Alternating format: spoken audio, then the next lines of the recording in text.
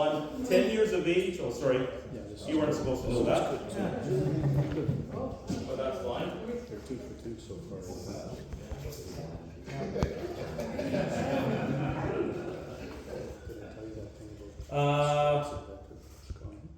60.4% ABV, so that's gone up as well.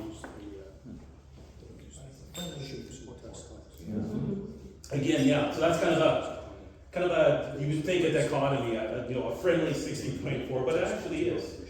And you'll notice as you get familiar with whiskey, you drink more whiskey, especially higher cask strength whiskeys, your palate gets acclimated to it, right? And sure, if it's your first dram of the night, even if it's 40%, sometimes it's going to hit a little hard, but as the night goes on, your palate will kind of acclimate itself to the higher strength whiskeys. And I agree with JP that this is very approachable for a 60 plus percent ABV whiskey. Because it's going into the barrel and not much more than that. So lime fruit, yeah, I agree with that. Some ginger, yeah. kind of dry. See, I don't get a lot of oily on this. Right away in my head, I'm thinking dry. I'm thinking grassy. I get oily. You do get oily? Yeah. Yeah, see, I don't know. I maybe get a little bit of that in the finish, but up front it's more dry to me. As soon as it hits the tongue, I feel like it just kind of like spreads. Like Spreads, yeah. Oil. Yeah. Yeah. And They don't smell much off Not getting much off the nose. Yeah.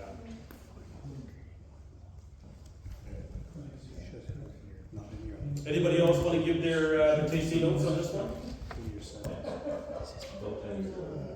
About 10 years old. You would not be right. Let's see what the tasting panel get. A cask floated in on the tide. A laundry worker left their washing to investigate, finding honey ham, lemony oysters, and blue cheese inside. That's interesting. Anybody get any sort of cheese note on that? Yeah, that is interesting. I wish I did get that. I love blue cheese.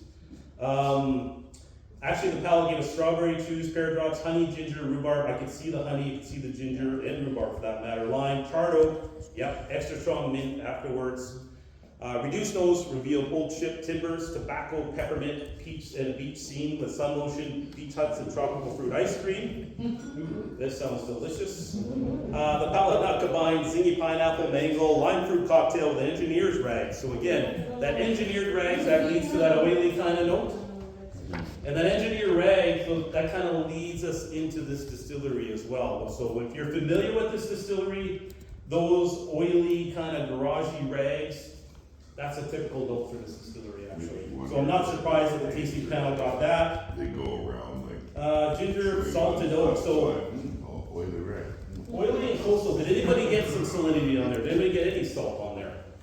I was really trying hard to find it, You were, yeah, I didn't get a lot. and I haven't tasted enough old ship's timbers to really. Salt and no.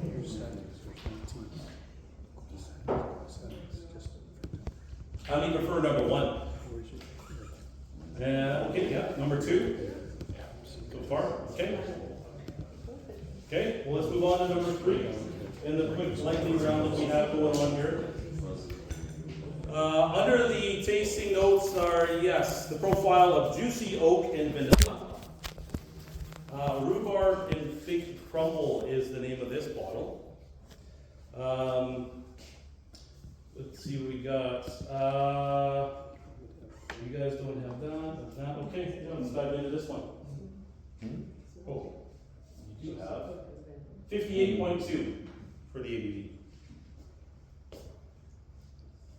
I do definitely get an oakiness on that. I smell vanilla.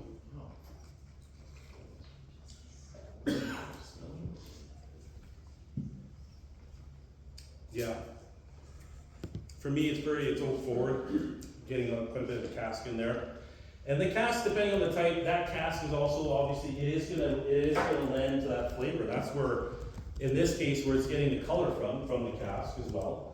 But a lot of the flavors too, depending on the cask type. So, if you're looking at an American oak, your typical bourbon barrel, you're gonna get a lot of vanillins, you're gonna get a lot of butterscotches and caramels and things like that, right? If you're looking at European oak, you're getting a lot of wood spice. A lot more spice is gonna come through typically on European oak, things like that. So the actual type of oak that's used is very important, and whether or not it was, had spirit in it previously or not as well, all that's gonna lend to the flavor. You tried it with water? Yeah, so the first thing that Nathan, I heard you say oaky. Yeah, I definitely got some oak on that. It's got some oaky tannins in there quite a bit. Like looking at railroad tie that's been in the sun all up. Yeah, yes, Creosote. yes, creosote oak. Yeah. What's the HTMC sample? High toast medium. Yeah, I toasted medium char. Yeah. Yeah, so that's actually a good question. So I didn't actually go through that. So we got refill and new oak bourbon. So yeah, and so all this. So basically everything I'm reading off there, to me, other than the refill, but that new oak and then the half toast medium char chicken fin barrels, a lot of that to me is going to be pretty much a lot oak forward, right? So I'm not surprised that some of us are getting those oaky notes in there. Delicious orange kumquat marmalade. Cooked pork loin and cider, and poured ourselves a pint of heather ale.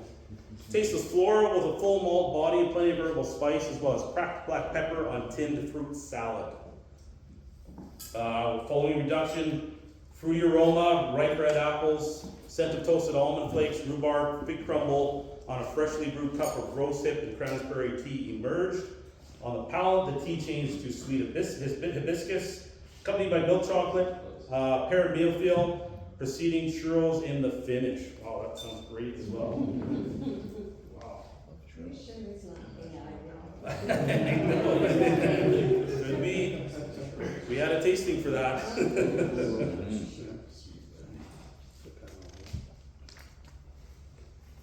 I get some of those. Definitely not all of them, but I do get some.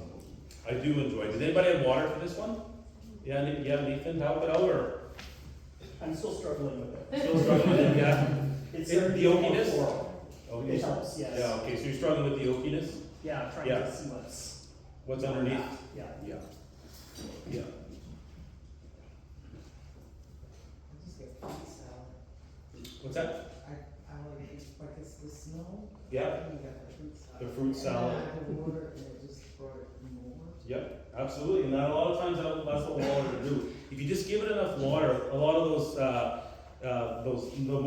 higher, the alcohol notes, and things like that, the acetone, like GP, the notes we mentioned, a lot of times a little bit of water, it can just dampen that a little bit, soften it a little bit, and then you can get at those fruit notes underneath, right? So yeah, by all means, water a lot of times can really help, especially if you're struggling, like you said. Nathan was struggling with the oakiness of it. So right away, because I know he's knowledgeable and I know his experience, he went right to the water and said, I'm going to try this with water. I'm going to see if I can kind of maybe soften some of that oakiness to have something else come through, right? And he said he got a little bit of floral note coming through there.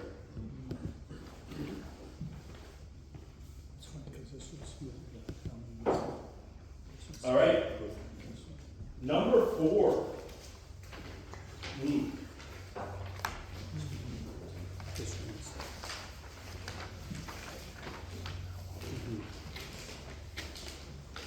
What?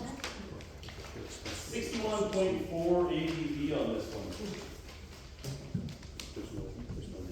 I get a very vanilla custardy note right off the bat on the nose on this one.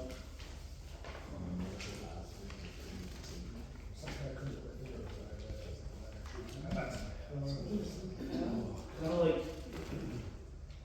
I get kind of like those marshmallow strawberries candies, you know what I mean? A little bit of that in there. Is that the worst when you have something like, what is that note? Because I know you struggle whether it's wine or food or whatever, like what is that? Right? And you know, that's what it's great to be in a group of people like this and you're having a discussion. A lot of times what people can say can trigger that note in your mind and say, yes, that's what I was looking for, right?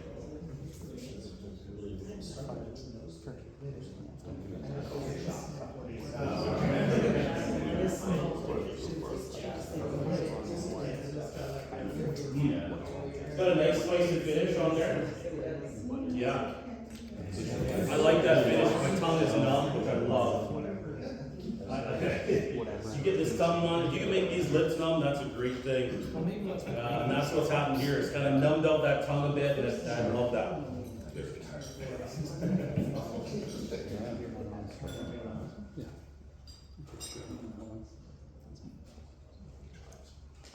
Citrus to it. What they got, coconut shavings, New World IPAs with plenty of exotic fruity hops. Anybody get any sort of hoppy note on this? I didn't. Anybody get any hop notes? No? Okay. Beyond that, we also noted crushed nettles and grass, citrus peels, and new leather shoes. I got maybe just a little bit of leather on there.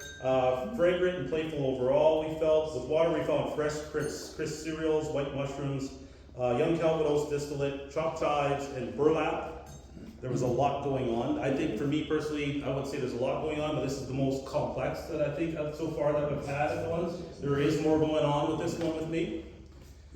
In the mouth, we found a surprising medical aspect up front with ointments, wintergreen, cough mixtures, making it rather herbal. Nice notes of aniseed and mint tea. Water brought out a light waxiness to the texture, along with more drying herbal qualities. Impression of breath mints and herbal toothpaste. So very, very herbal, minty kind of notes, refreshing kind of notes they got. I don't know if any of us, did anybody here get any of those minty kind of notes? Especially when you add water, it really. Water you did? Yeah, and that's what happened to them. When they added water, they said those notes really came through. Yeah.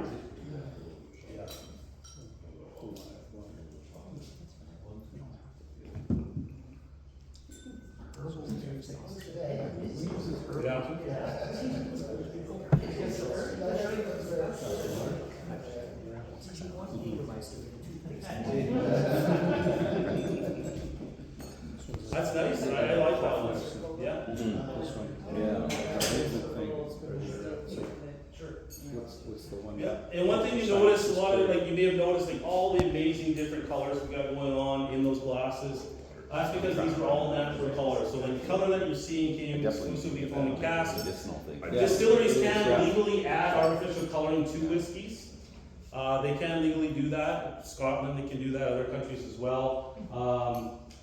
Really nothing wrong with it. It's more for marketing purposes, so that's consistency on the shelves. If you see 6 bottles of Johnny Walker Red, you want them all to be the same color, right? So they would add the color so that they're all uniform and there's more consistency on the shelves. There are some say that the artificial coloring does change the flavor note. There's a big up and down about that. I kind of sit on the fence that, at the end of the day, I will take that over what's called non-chill filtering. All these here, all the whiskeys here are non-chill filtered. You can and may see them at some point during the night, the whiskey in the glass get a little hazy or cloudy. That's a natural thing. But again, for consistency's sake, if you see Johnny Walker 12 on the shelves, and you see one nice clear bottle and then a cloudy bottle, which are you going to gravitate to? Even though they would essentially pretty much taste the same, presentation-wise, it's less than ideal. So they would chill filter whiskeys, which is basically drop them to a certain really low temperature, near freezing or close to freezing, for a certain period of time, depending on how long. And then what that does is it strips out a lot of the wood oils in it, and a lot of those fusel oils that kind of cause a lot of that cloudiness. But what I feel it does, and a lot of people does, they feel like it kind of takes away some of the mouthfeel. It takes some of that viscosity away, some of that oiliness away, which I enjoy and a lot of people enjoy. So if I were to pick, which would you rather have in a whiskey, artificial coloring or chill filtration, I would pick artificial coloring every day. I feel, for myself personally, that chill filtration just changes the flavor too much. Some of us have been lucky to have a whiskey that's been chill filtered and the same whiskey non-chill filtered side by side. I can't remember what distillery we did that with, but it was amazing. And you actually, maybe it was Avalauer, I think. And you could actually taste the difference that just chill filtration made. Everything about that whiskey was the same, except for that. So, yeah, I don't see any of these going cloudy, but just a note for any of you that do notice that It's only if it's cold that it gets cloudy. Yes, exactly. Yeah, and you can tell by the sweat on my brow, it's not cold in here, so we're okay. All right. All right, number 5. Let's take a nose on this one right away. This is something a little different. I'm getting something different than the previous 4 on this one. Still very nice. Did I hear spearmint? Is that what Oh, okay, yeah, but I'm actually getting spearmint. I'm getting some more so on this one than the last one. The experiment is quite known for this kind of. It is, okay, yeah.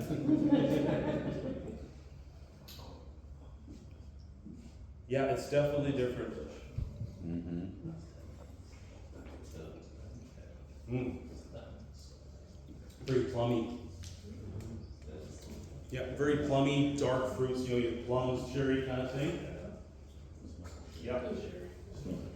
Yeah, it does. Yeah. Maybe a hint of sourness on the finish there, just slightly sour. Definitely a different experience. A little bit of spice. To me, very Christmassy. This, yeah, very Christmassy, this one. Yeah. That's nice. What did the tasting panel get on this one? On this one, this one's called, I will tell you the name, this is called a Peasant's Delight. A beautiful and generous nose brimming with golden syrup, caramelized brown sugars, olive oil, sweet pastries, millefeuille, and precious nectars. In time, there are hints of caraway, mild mint, and mandarin liqueurs. Wonderful freshness and vivid complexity. I do, yeah, even though it's dense and darker, but I mean, to me, denser and darker, as in darker fruits, I do get a little bit of vibrance in there. It does seem quite vibrant. Wonderful preference and vivid complexity, like I said. Careful addition of water brings out notes of young Calvados, mineral oil, savory spiciness, various dark fruits as golden sultanas, fig tartane. The mouth is richly textured and immediate notes of treacle sponge, Barreau de Vie, aged muscat wine. Has anybody had muscat wine? Yeah, what is that like? I don't know that I've had an aged muscat, but we produce it here in BC. Okay. And it's a sweeter grape. Is it okay? Yeah. Quite a sweet wine. Okay, thank you. Beyond Ernfeld, certainly sweet. Awesome, thank you for that. Citrus rinds, rye bread, expensive Manhattan cocktails, sure.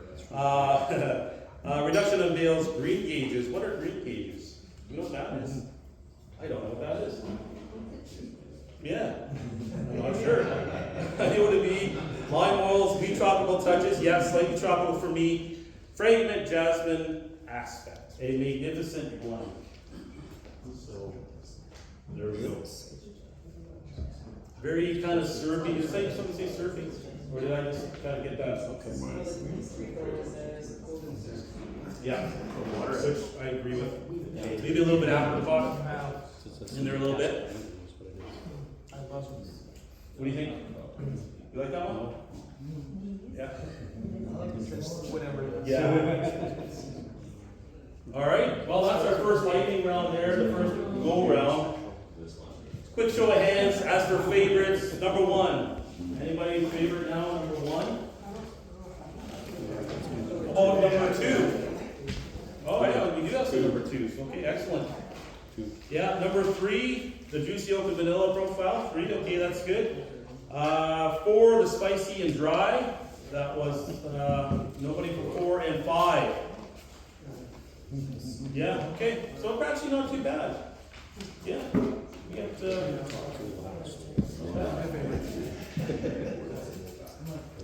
I like one.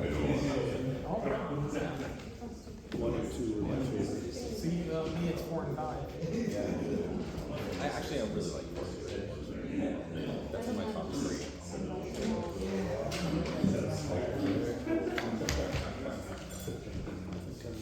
I do like them all. I do. Not bad. There were no anyone was really Well, it was like a peach bread. That's right. I love my bread.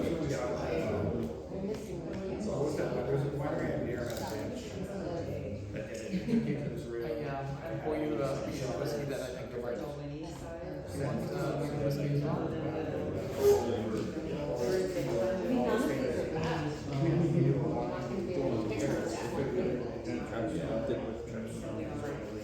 Okay. Well, we kind of take a quick little break here, and before we go dive in a little bit deeper with this, I did mention memberships as well, so if you would like to become a member, there are two ways to go about it.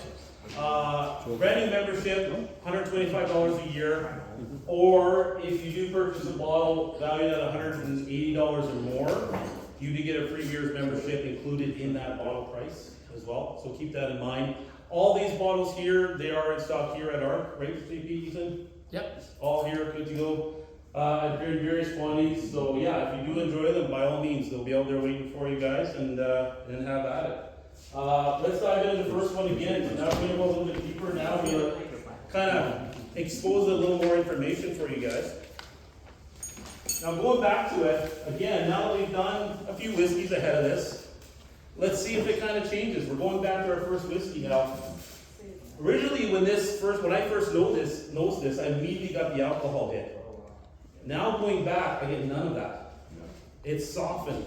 You know, it's probably still there if I were to come back an hour from now, it may hit me, but now that my palate's been acclimated a little bit, it's much softer on the nose. I don't know about the palate though.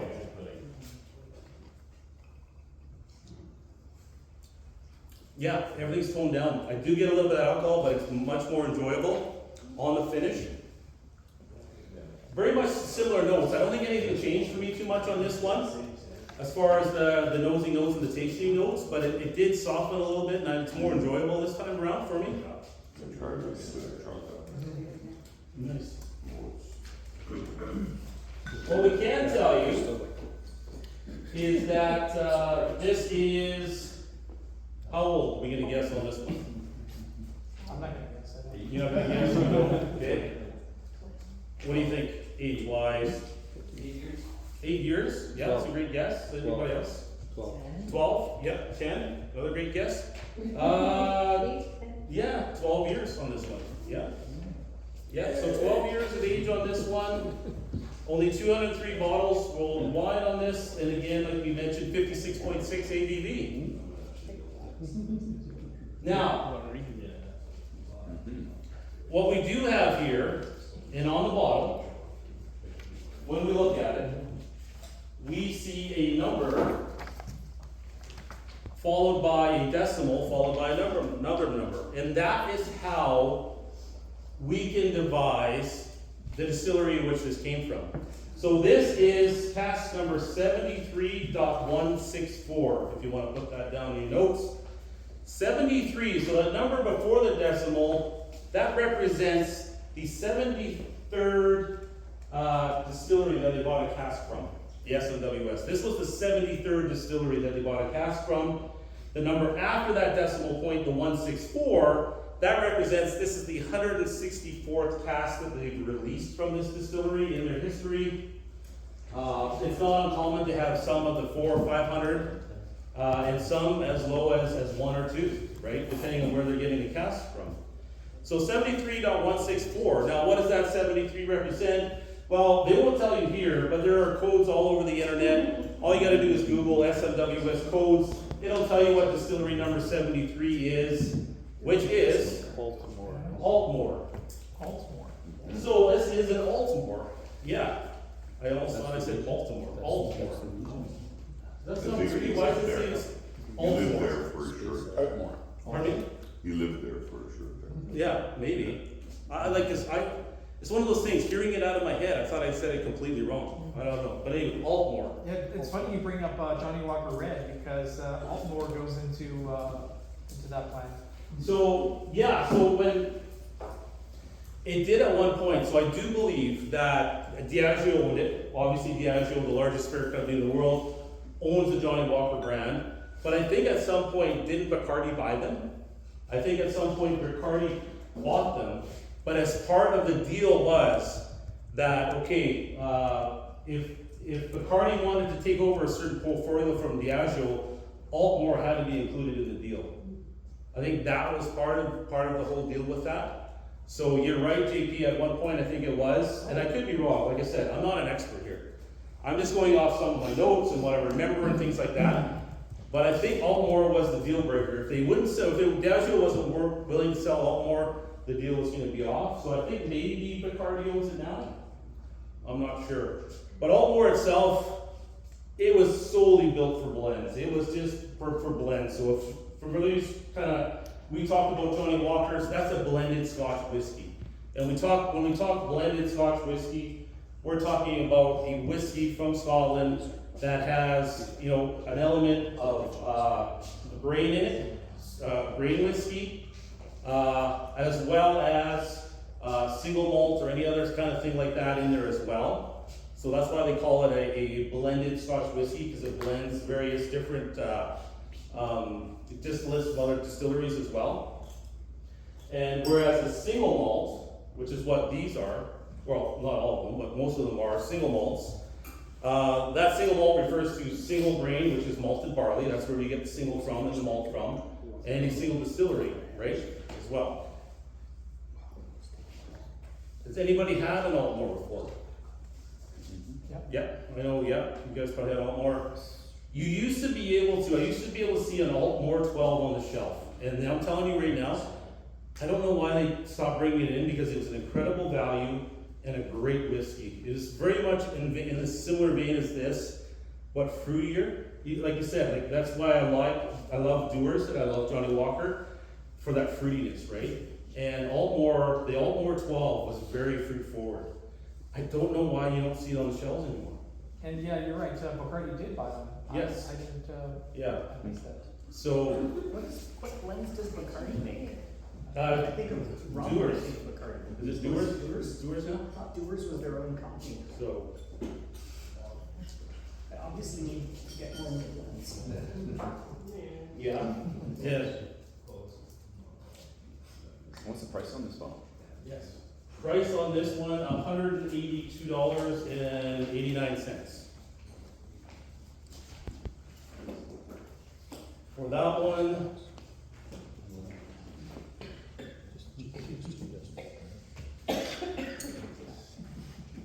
I think it's a space side too. yep, it is a space side. That's the region I'm referring to there. How about that one? Did it, coming around to it the second time, did it change at all for somebody? Or like for me, it got a little more approachable? I don't know if it did for any of you guys. Did it get worse? How's that? You dislike it more now? That's possible. Yeah, okay. I found that a little bit of chocolate made it taste so much A better. little bit of chocolate, yeah, sure. Yeah, by all means, and again, we've got chocolate there, we've got cheeses, meats, things like that. By all means, try those, because again, similar to water, you know, it may change the whiskeys, may complement the whiskey as well. You know, pairing whiskey and chocolate, that's quite common. Pairing whiskey and cigars, quite common as well. Like a spicy focus, we can have a Christmas night. O'Neill, are you sure it wasn't that the, O'Neill, you sure it wasn't that the whiskey made the chocolate taste good? Well, the first time it was kind of like, yeah, and then I had a piece of chocolate and it was like, oh, this is actually, That's a good question. What is it? you get good Halloween scotch with your mouth and chocolate bars and having. Oh, yeah, that's important, Halloween, time of year. All right. Little kids walking by and you can just pound back. We're running short on time. Okay, let's dive into number two. Let's see what we get out of number two the second time around. Wrong one. Yeah. Again, Oiling Coastal was the flavor profile on this one. We talked about some of us getting that oily texture again, like with those, you know, engineer's rags, I think they had mentioned, or anything like that. Like I said, that oiliness, those dirty kind of garage notes, very quite common with this particular distillery. I did mention, I did let it slip that this was from Campbelltown, that's the region it is. Let's guess the age on this one. I think I might have given that away as well, didn't I?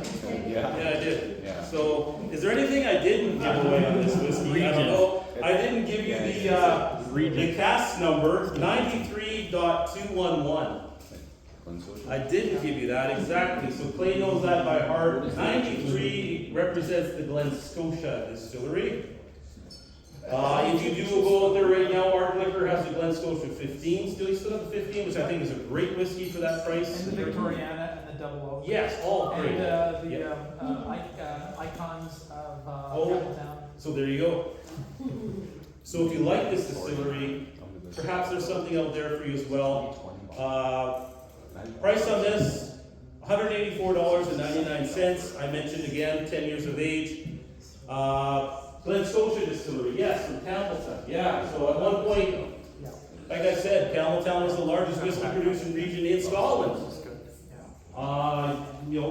Maybe over, was it 30 plus or 80 plus distillery? I think maybe 30 plus at one time. For a very small area, like if any of you have been, like Nathan, you've been in Campbelltown, very small area, and all these distilleries cramped on there. And like I said, it just they focus more on quality rather than quality. It caught up to them, and it quickly went from 30 plus down to 3 distilleries. That's at one point. Now we're up to, what is it, 5 now? We got a couple being built right now, I think. It was up to 30 at one point. Over 30. Yeah. So again, if you like that oily, kind of dirty, kind of diesely note on this, if you got that and you enjoy it, then Glen Scotia could be your distillery by all means. But if you try like the Victoria, you get that out there. Really nice.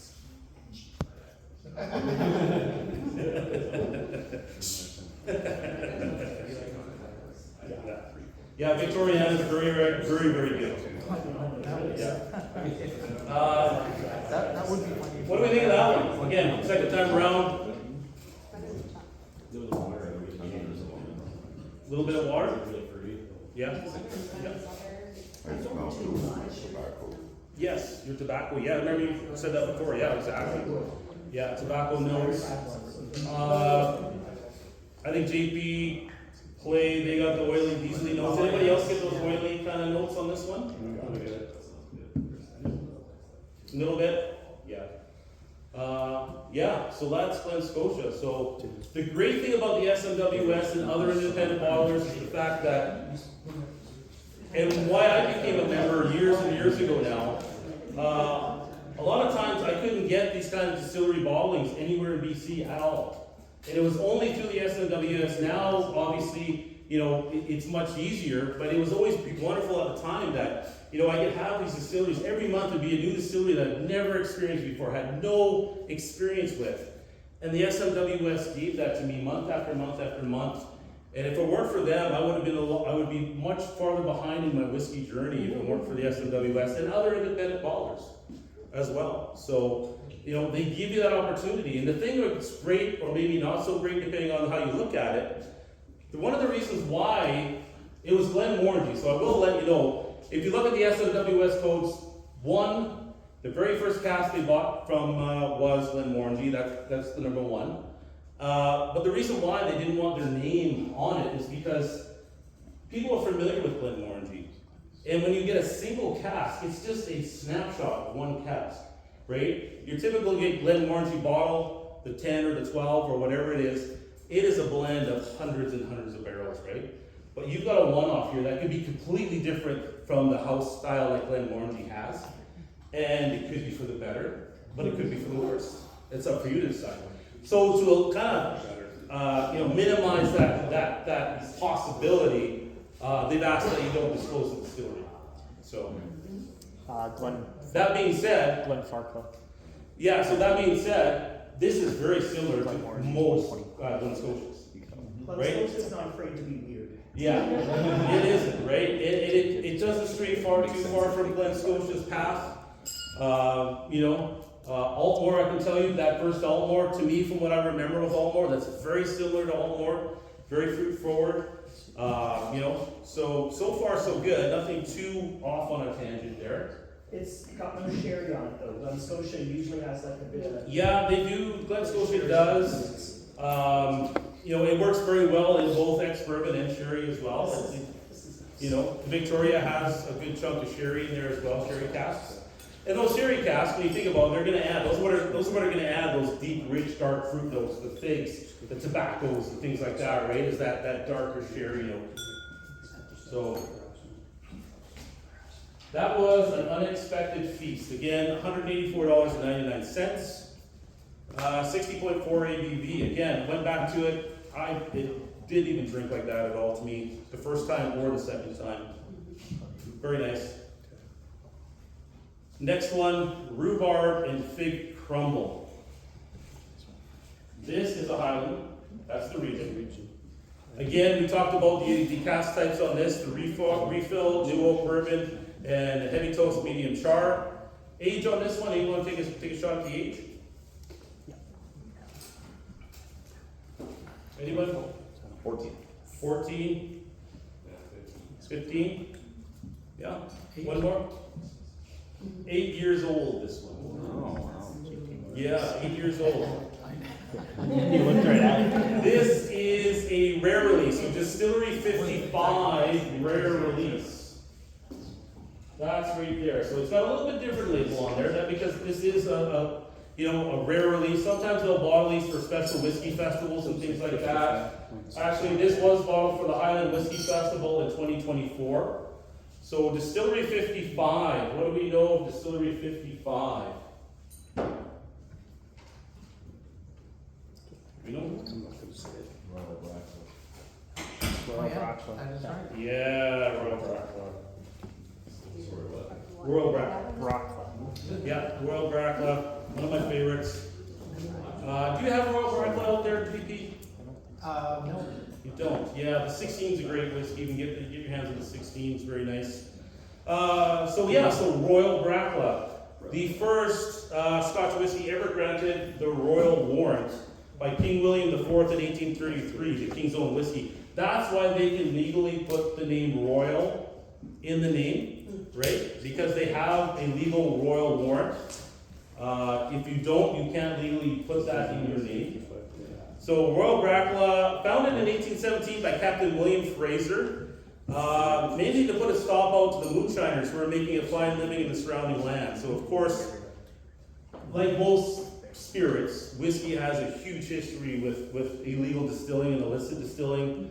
A lot of these distilleries were actually built from those illicit stills and things like that, or born or created and built on the same properties and things like that. He was actually quite unpopular when he built this distillery because people preferred to just do their own thing and do it the way they did it. They didn't like somebody coming in and doing it legally, right? So, currently owned by Bacardi, I don't know, again, lately sometimes things change hand quite a bit. I'm hoping they're still owned by Bacardi. I think they are.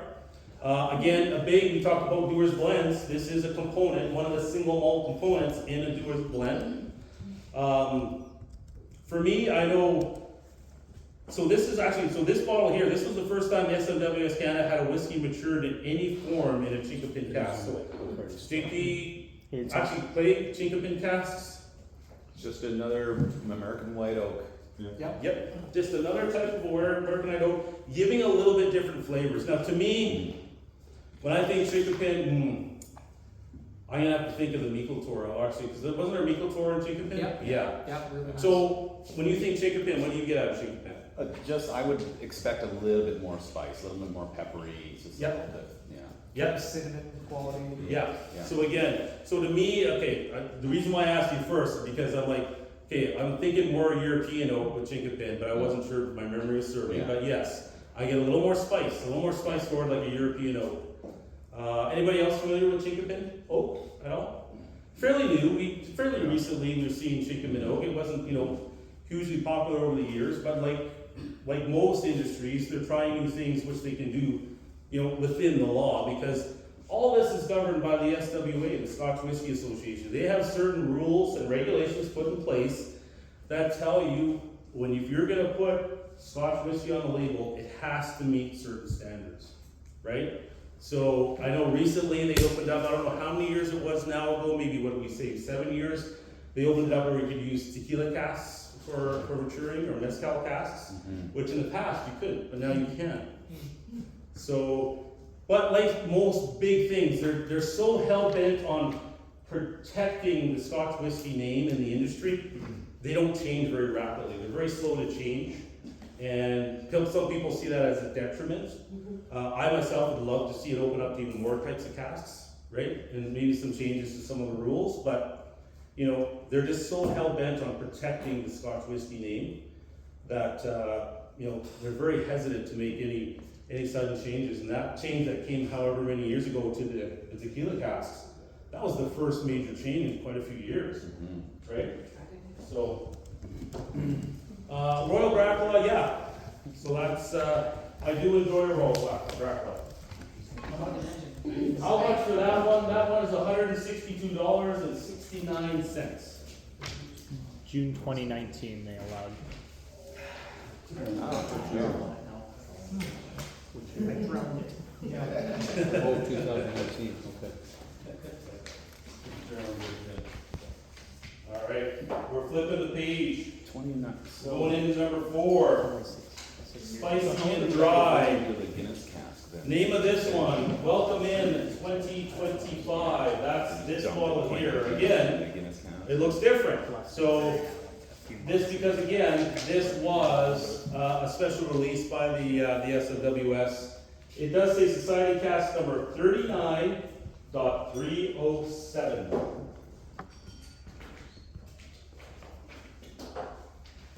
Distillery number 39. Linkwood. Starts with an L, Starts with an L.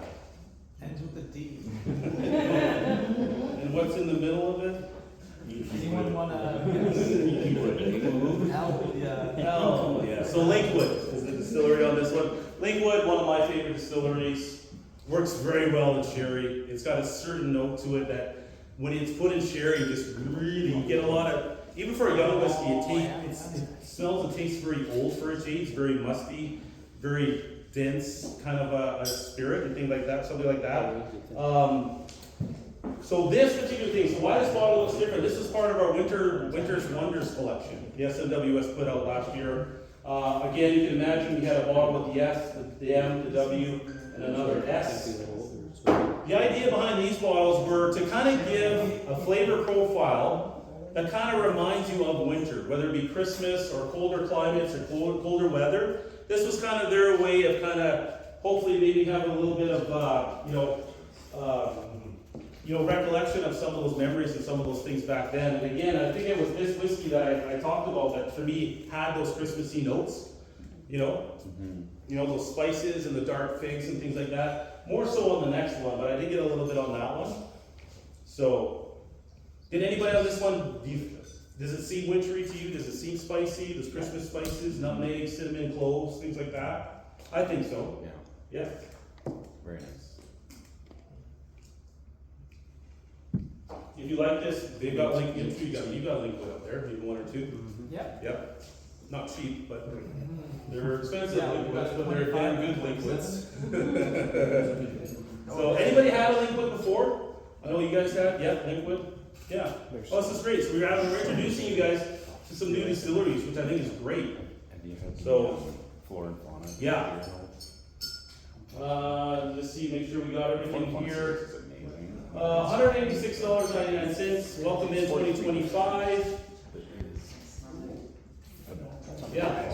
It's Age on this one, what do we think of age on this one? What do we think? What are we guessing?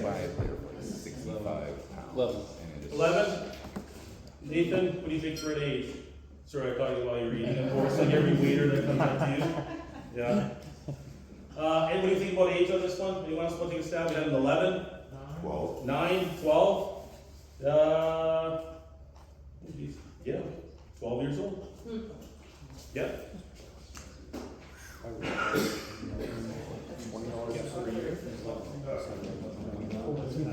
Yes.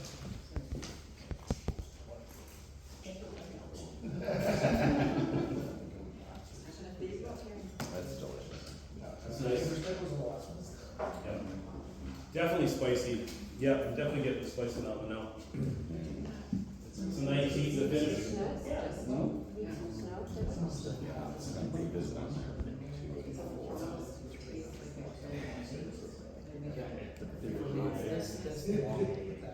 And well, I donated this one, so I don't remember. I don't know how it ranks, but I remember liking it a lot. Do they? Yeah. Isn't that interesting how they, I don't know if they soften or what do they do? Flavor comes out. Just a big amount of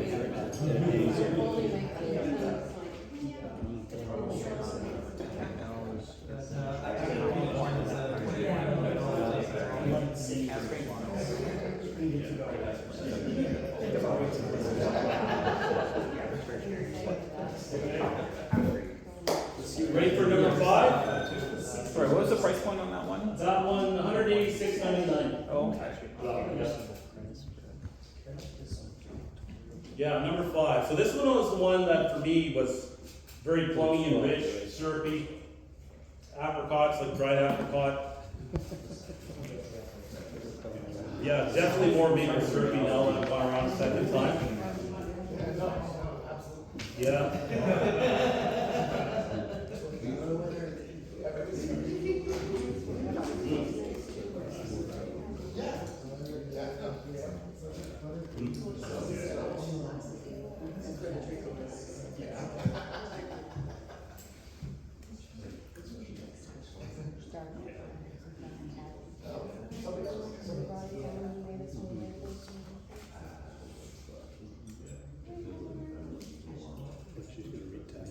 All right.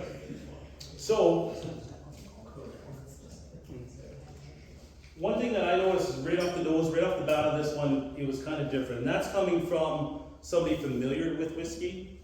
You know, if you're not overly familiar with whiskey, I can completely see why you would think this is kind of on a similar thing, or think it was an actual whiskey. It isn't a whiskey, actually. So the SMWS, known for primarily, we're talking Scotch whiskey, single malts, things like that. That's kind of their bread and butter. That's what they typically release, but they also release other spirits as well. Kind of in the same fashion where, you know, the presentation is very natural, you know, in terms of the natural color and things like that. This is not a whiskey. So this has not a distillery number on it, but has a letter, and that letter is A.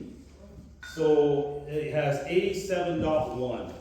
So that A represents a different type of spirit. What can we guess? What spirits do we know that start with A? Alcohol. Alcohol. Beautiful. And you wouldn't be wrong, because technically, yeah, it is alcohol. Yeah. Anything else? Maybe slightly more specific? Starts with an A?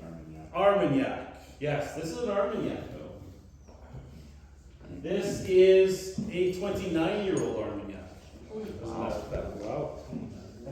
29, yes.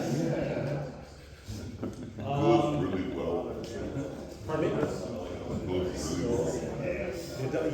Yeah, I can see it. And like, the great thing about Armagnac is that if you're looking for a whiskey alternative, Armagnac is a great whiskey alternative. And the great thing about it is you can get very old Armagnacs for a very reasonable price. And I say reasonable because, you know, if you want a 40 or 50-year-old Armagnac, you're going to pay some money for it, but you're not going to pay nearly what you would pay for a single malt at the same age, right? There are 40 and 50-year-olds Armagnacs going for $300-400, right?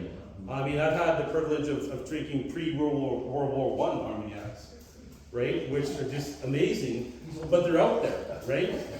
So the 7 on here represents, again, kind of the same thing. This was the 7th distillery that they bought a cask of Armagnac from. And that distillery would be Domaine La Salle. My voice is dry there. Jeez. In Montreal, France. Domain what? Domaine La Salle. LaSalle? La Salle. In Montreal, France. Armagnac, essentially distilled wine from grapes. You got Armagnac, you got Cognac. There are some, obviously, here and actually in chat as well that are more familiar with both of those. Basically, when you're talking Armagnac, the biggest difference between Armagnac and a Cognac would be one, the Armagnac is single distilled, which gives it a little more robust flavor, and the Cognacs are double distilled, which the more times, kind of like an Irish whiskey, which sometimes are triple distilled, the more you distill it, typically the softer it's going to be, the more approachable it's going to be, not always, but it is a general rule of thumb that we kind of go by. So Armagnac, single distilled, just to give it a little bit more robust flavor. So, again, I mentioned 29 years of age. The catch with the single distillation is it's done in such a way that it kind of does more than just. Yes, it is a weird way, and I wish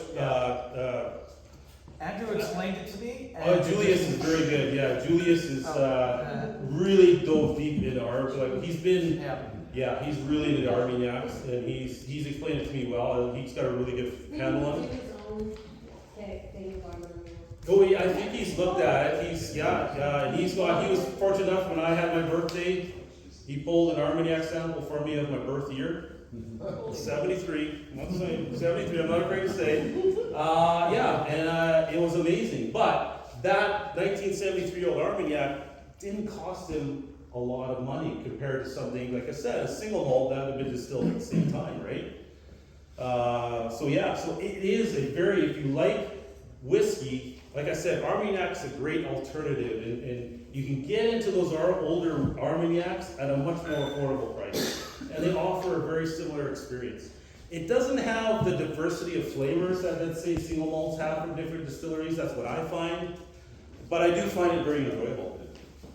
I got a summary here. So, Yep. Armagnacs are only distilled once in order to retain more of the original grape flavors and aromas of the actual wine base, which creates a more full and robust body and complex characters to the spirit. Whereas if you distill it a second time, then that's what becomes a cognac. Yep. So that's the main differentiator there. Yeah. I didn't know that. So there we have it. We've That got and the cognac region, so it's yes, twofold. as well. Yes. Yeah, region specific as well. So there we have it. We've got our user tasting done.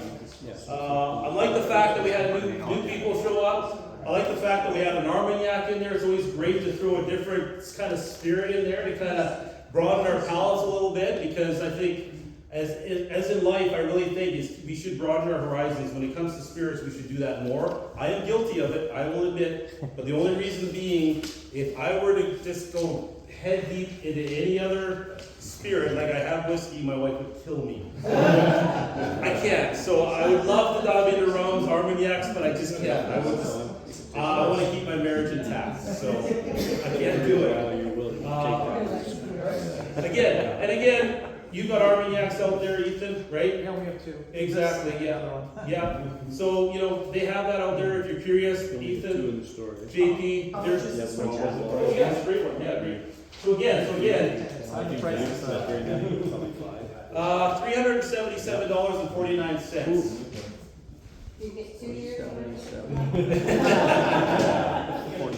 That's not a bad idea, right? That's not a bad idea. I like that. I like how you think there, yeah. 48.4, that's something I don't think we mentioned as well on that one. Magnificent. So there you have it. I hope you enjoyed it. I'm glad you came out. It was lovely to see you again. We're not quite sure, Ethan, we know the next one. We're kind of going a little bit at a time here. But obviously, we'd love to see you again when it does happen. I like seeing new faces. I love seeing old faces. I love the fact that we had a great conversation. I didn't look at you. I looked at him. Thanks for coming. That's all I want to say. And like I said, any other questions about the SMWS, please come to me, Ethan, JP. Any other whiskey questions? Again, out there, Ethan, JP, those are the gentlemen to talk to as well. We'll walk you through it. So everybody, thanks for coming. Cheers.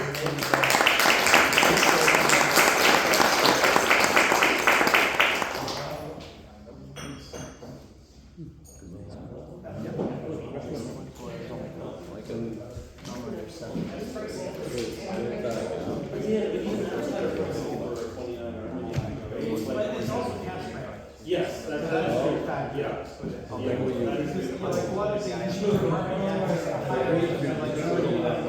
Yeah.